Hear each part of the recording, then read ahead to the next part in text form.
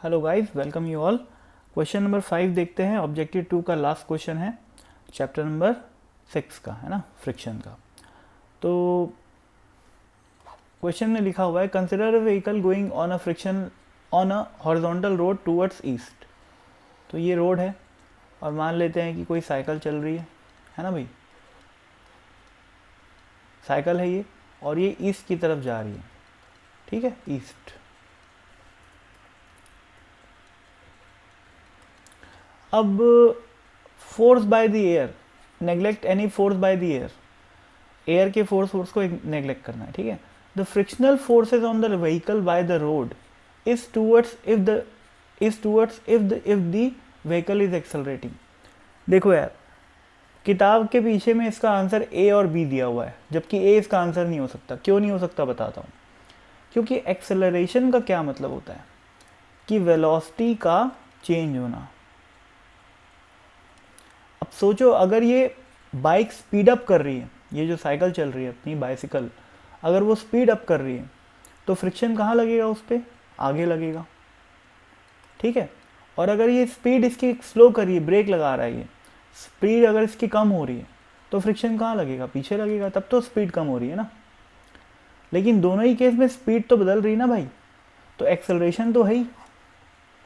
तो एक्सेलरेशन अगर है तो फ्रिक्शन ईस्ट भी लग सकता है, वेस्ट भी लग सकता है। लेकिन यहाँ पर हो सकता है कि इस क्वेश्चन में ये जो एक्सेलरेटिंग है वो एक लेमन टर्म्स में यूज़ किया है। लेमन टर्म्स में इन द सेंस, यहाँ पर एक्सेलरेशन का मतलब चेंज इन वेलोसिटी नहीं है। यहाँ पर एक्सेलरेशन का मतलब ये हुआ कि आप एक्सेलरेटर दबा रहे हो और गाड़ी की स्पीड आगे बढ़ रही है।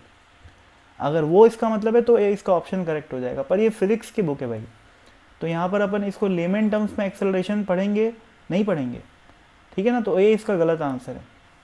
ठीक, बी में क्या लिखा है? Is zero if the vehicle is moving with uniform velocity. बिल्कुल सही बात है भाई, फ्रिक्शन की वैल्यू ज़ीरो होगी अगर वो यूनिफॉर्म वेलोसिटी से जा रहा है चुपचाप। ठीक है, तो बी सही आंसर हो जाएगा। अब must be towards east, must be towards west, ये तो बकवास है ना भाई। तो ए ऑप्शन ये थोड़ा सा एम्बिगुअस है। ठीक है ना, मेरे हिसाब से यहाँ पर क्वेश्चन बनाने वाले ने एक्सेलरेटिंग का मतलब ये लिखा हुआ है कि भाई जब हम गाड़ी चलाते हैं तो एक्सेलरेशन का यही मतलब होता है कॉमन सेंस से या डे टू डे लैंग्वेज में कि एक्सेलरेट गाड़ी कर रही है, इसका मतलब गाड़ी की स्पीड बढ़ रही है। पर ये फिजिक्स की बुक है ना भाई, हम तो एक्सेलरेशन का मतलब समझ सकते हैं कि वेलोसिटी चेंज हो रही है। स्पीड कम होना को भी हम एक्सेलरेशन बोलेंगे और स्पीड को कब बढ़ाने को भी एक्सेलरेशन बोलेंगे अपन, है ना भाई। तो हमारे हिसाब से तो भाई ये आंसर गलत हो जाएगा। ठीक है, सिर्फ बी इसका सही आंसर है ना। और बाकी तो आपकी मर्जी है ना। अब चूंकि एम्बिग्विटी है आंसर में, तो जो मानना है मानो। भगवान तो आएगा नहीं बताने के लिए सही आंसर, है ना। तो बस वही है। तो मेरे को ऐसा लगता है कि ए इसका गलत आंसर है ना भाई, क्योंकि मैं एक्सेलरेशन को फिजिक्स की लैंग्वेज में पढ़ रहा हूँ, न कि लेमन टर्म्स में। अगर आप यहाँ पर एक्सेलरेटिंग को लेमन टर्म्स में पढ़ोगे तब तो भाई आपका भी आंसर ए और बी आ जाएगा। लेकिन अगर आप फिजिक्स की लैंग्वेज में पढ़ोगे एक्सेलरेशन को तो आपका भी आंसर बी ही आएगा। ठीक है ना, तो कोई बात नहीं, ऐसी गलती अब बुक में है, जरूरी तो है नहीं कि एग्ज़ाम में ऐसी गलती होगी।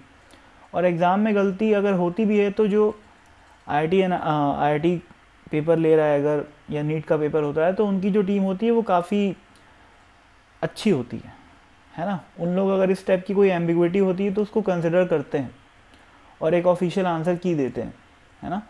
और अगर कोई दिक्कत आती है तो फिर बोनस मार्किंग वगैरह भी होती है। पर यहाँ तो अपन को एग्ज़ाम में बैठे नहीं है, तो चिल करो, है ना।